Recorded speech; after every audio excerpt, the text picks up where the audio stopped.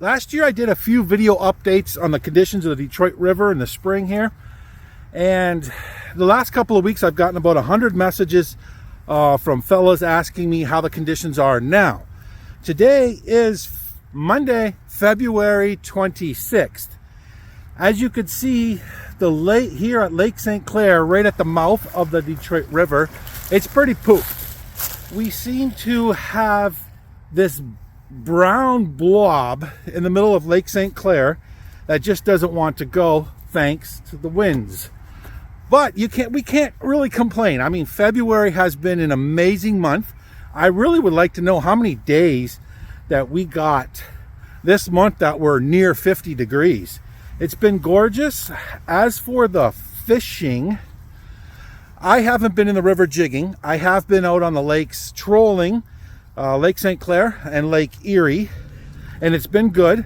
But the river is just starting to warm up, and that's thanks to a lot of sunshine and stained water. But I'm going to continue these videos as much as I can based on my schedule this year, because I see, and now I'm getting replies from fellas about how important and beneficial these updates are, especially for those guys an hour to 2 hours away from the Detroit River. So this week is looking good. It's going to be very warm, but I think we've got some high winds coming on Tuesday and Wednesday. The long range forecast for this week, the weekend looks fantastic. So hopefully everybody can get out and do some fishing, and we can actually get some reports on the river. But there have been some guys jigging on the Detroit River just prior to this past weekend, and a few fish have been caught. Trolling, of course, we're always going to catch them trolling, but I hear we've got some rain coming. I'm actually here at the end of Pilat Road on the Windsor shoreline here, which is a popular spot for shore anglers.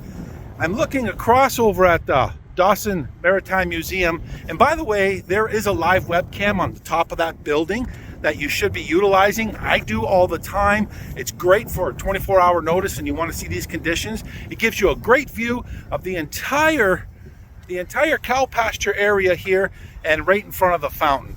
But I'm here now and I'm taking a look at this water, and let me tell you, this is pretty darn ugly. It's very, very ugly. There's a lot of shit floating down.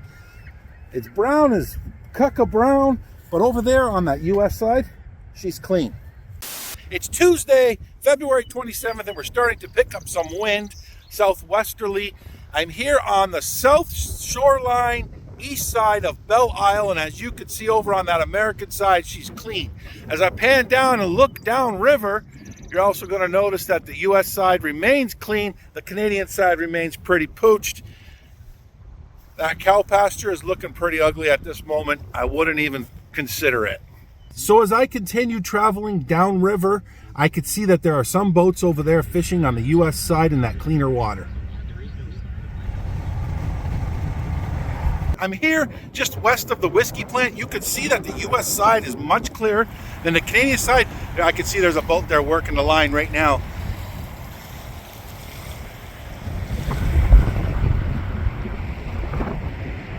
Looking over at Belle Isle over there, man, she is looking really good.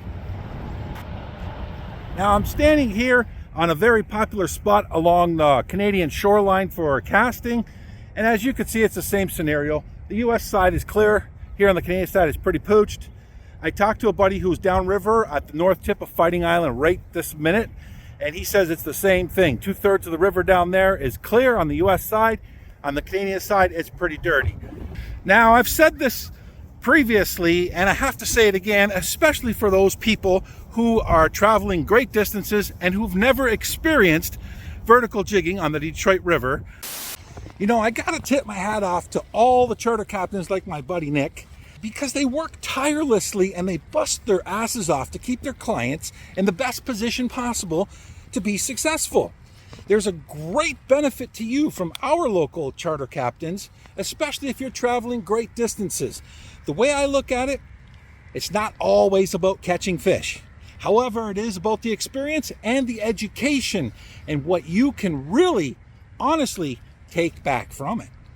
A lot of people seem to think they know enough to come out here and do it on their own. And that's fine. But the problem is, people don't know what they don't really know. I've done a lot of fishing over the past 4 decades out here, and I still come off the water learning something new every time. These guys know the migration routes. They know where and when things should or gonna be happening. The biggest struggle for folks who travel great distances to experience this phenomenon on their own always seem to struggle with boat control. Without it, you are not going to be successful. It is critical to have your jig in a vertical position at all times while you're fishing this river. You have to play these winds as well. The Detroit River is long, it gets narrow, it gets wide, it's riddled with some islands, and it makes a 90-degree turn just before it spills into Lake Erie. And keep in mind, also, you're sharing the waterways with freighters. So you're not going to be able to bring your little tinner out here and expect to go where other boats can. I highly recommend for those who have little experience on this river to utilize one of our local captains through a charter, and that'll help avoid you any costly disappointments. Ask your captain questions. Ask them lots of questions, because that's what they're there for. You can learn a lot just by jumping on a charter, especially if it's your first or second time coming down here. So with that, and this crazy rain, I'd like to wish you all a very happy... Like I said, we might get some rain, but what's more interesting, guys, is the temperature drop that we're going to be experiencing. Today, we hit a super high of 70 degrees in February, but now we're on our way down below freezing in a matter of 12 hours. Talk about a cold front. And this is what it looks like.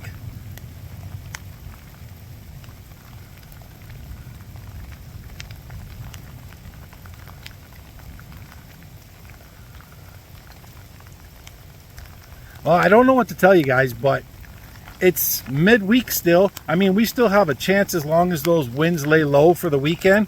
But if you're going to go, please keep an eye on that weather and be safe out there. Until next time.